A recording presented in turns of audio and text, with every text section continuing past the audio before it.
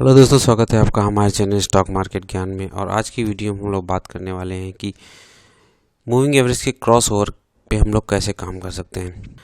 और आज की वीडियो में हम लोग बात करेंगे मूविंग एवरेज के क्रॉस ओवर पे हम लोग कैसे काम कर सकते हैं, उसमें कैसे सौदा बनाना होता है और कौन से डिसिप्लिन को हमको फॉलो करना होता है। तो दोस्तों, अगर आपने हमारे चैनल को सब्सक्राइब नहीं किया तो अभी तक सब्सक्राइब कर लीजिए। हमने अब तक बात कर ली है कि सिंपल मूविंग एवरेज कैसे काम करती हैं, कैसे हमें देखना है। कोई टाइम फ्रेम की मूविंग एवरेज लगा के आप काम कर सकते हैं। दोस्तों, इसमें काम करने का तरीका और भी है। आप भाव को छोड़ दीजिए, फॉल्स सिग्नल्स को इग्नोर करना है तो भाव को छोड़ दीजिए। भाव कभी मूविंग एवरेज के नीचे आ जाता है, कभी मूविंग एवरेज के ऊपर चला जाता है। अगर आप इस तरीके के फॉल्स सिग्नल्स को इग्नोर करना चाहते हैं तो एक और तरीका है जिससे कि आप इसको इग्नोर कर सकते हैं, वो है कि आप मूविंग एवरेज के क्रॉस ओवर पे काम कीजिए। दोस्तों, इसको बताने के लिए हम लोग चलते हैं पहले चार्ट के ऊपर। इसके लिए करना क्या है, आपको आप जिस भी मूविंग एवरेज पर काम कर रहे हैं उससे छोटी वाली एक मूविंग एवरेज लगा दीजिए। माना ये 50 डेज की मूविंग एवरेज पे आप काम कर रहे हैं, ये वाली मूविंग एवरेज 50 डेज की मूविंग एवरेज पे आप काम कर रहे हैं। तो अब जो है आपको क्या करना होगा, आप जो है 20 दिन की मूविंग एवरेज एक और लगा दीजिए। 20 दिन की मूविंग एवरेज आपने लगा दी है। अब क्या डिसिप्लिन यूज़ करना है वो मैं बता देता हूँ।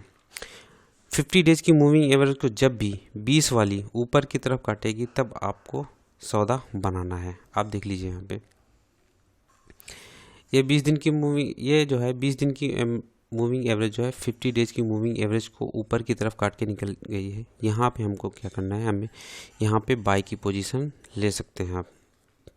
50 दिन की लाइन को जो है 20 दिन की लाइन वाली जो है ऊपर से नीचे की तरफ काटेगी तो हमें क्या करना है, सौदा जो है वहाँ पे सेल करके निकल जाना है। अब देख लीजिए यहाँ पे 20 दिन वाली मूविंग एवरेज ने जो है 50 दिन वाली मूविंग एवरेज को नीचे की तरफ काट दिया। यहाँ पे हमको जो है सेल जो है, यहाँ पे हम अपना सौदा सेल करके निकल सकते हैं। यहाँ पे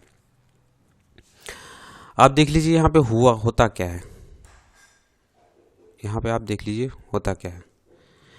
अगर भाव जो है नीचे आके ऊपर नहीं जा पा रहा है तो ये मूविंग एवरेज की लाइन भी इसके नीचे आ जाएगी।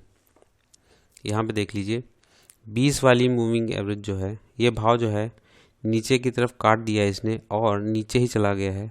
तो क्या हुआ है, 20 दिन की मूविंग एवरेज की लाइन भी नीचे की तरफ आ गई है। अगर भाव नीचे जाकर इमीडिएटली ऊपर आ जाता है तो छोटी वाली मूविंग एवरेज की लाइन जो है नीचे नहीं जा पाएगी। जब भाव पूरी तरीके से नीचे गिरेगा तभी लाइन क्रॉस करेगी। इसको बोलते हैं मूविंग एवरेज का क्रॉस ओवर। क्योंकि छोटी मूविंग एवरेज तेज़ी से मूव करेगी, 20 दिन वाली तेज़ मूव करेगी और 50 दिन वाली धीमी मूव करेगी। छोटी मूविंग एवरेज का स्लोप तेज़ी से चेंज होता है और बड़ी मूविंग एवरेज का स्लोप जो है धीरे धीरे चेंज होता है। मूविंग एवरेज पर दो तरीके हैं काम करने के। पहले हमने भाव को पकड़ा था कि जब भाव मूविंग एवरेज के नीचे या ऊपर जाता है तब हमें बाय या सेल करना था। अब हम क्या करेंगे, जब छोटी मूविंग एवरेज बड़ी मूविंग एवरेज के नीचे आ जाएगी तब सेल या बाय करेंगे। यहाँ हमने भाव को हटा दिया है क्योंकि इसके अंदर हमें फॉल्स सिग्नल्स ज़्यादा मिल रहे थे। केवल भाव पे हम लोग काम करते थे तो हमें फॉल्स सिग्नल्स मिलते थे। आप देख लीजिए यहाँ पे मूविंग जो है, यहाँ पे भाव जो है नीचे आ गया, इमीडिएटली वो ऊपर की तरफ चला गया है। तो इस तरीके से फॉल्स सिग्नल हमको मिल रहे थे। इसमें क्या है, जब भी क्रॉस करेगी लाइन तभी हमको इसमें सौदा बनाना है। इस सिस्टम से आपके सौदों की संख्या कम होगी। अब जो भी सौदा पड़ेगा वो एक्यूरेट होगा है। आपको प्रैक्टिस करनी पड़ेगी शुरुआती दौरों में क्वांटिटी को कम रखना है।